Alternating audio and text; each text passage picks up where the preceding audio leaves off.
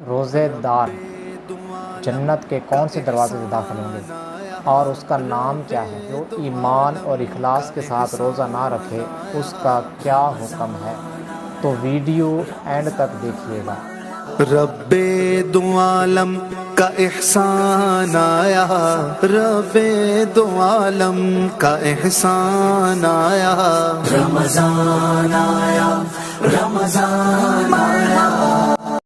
بسم اللہ الرحمن الرحیم۔ مشکات میں حدیث نقل کی گئی ہے۔ عن سہل بن سعد قال قال رسول اللہ صلی اللہ تعالی علیہ وسلم فی الجنت ثمانیۃ ابواب منہا باب یسمی الریان لا یدخلہ الا الصائمون۔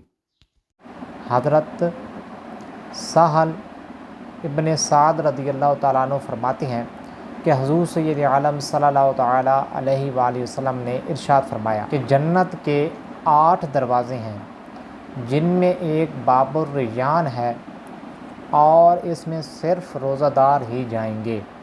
اس حدیث کی تشریح یوں بیان کی گئی ہے کہ یا تو جنت کے 8 طبقے ہیں اور ہر طبقے کا ایک ایک دروازہ ہے، یا پھر جنت کی ایک دیوار میں 8 دروازے ہیں اور ہر نیک بندہ اپنے اپنے دروازے سے گزرے گا۔ اور ریان دروازہ جو ہے یہ صرف روزہ داروں کے لیے ہی خاص ہے۔ اس کا لغوی معنی تر و تازگی اور سیرابی و سبزی ہے۔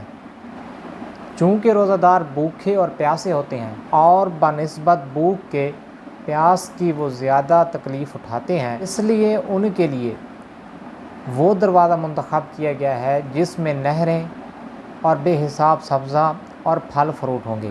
اس کا حسن نہ ہمارے ذہن میں آیا ہے اور نہ ہی ہمارے گمان میں۔ اس حدیث سے یہ پتہ چلا کہ جو روزہ دار ہیں وہی اس دروازے سے داخل ہوں گے۔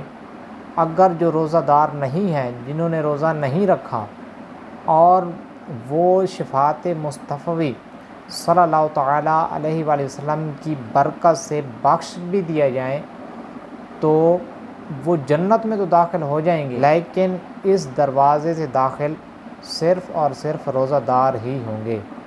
آمین بجاہ نبی الامین صلی اللہ تعالیٰ علیہ وآلہ وسلم۔ رب دو عالم کا احسان آیا، رب دو عالم کا احسان آیا، رمضان آیا، رمضان آیا۔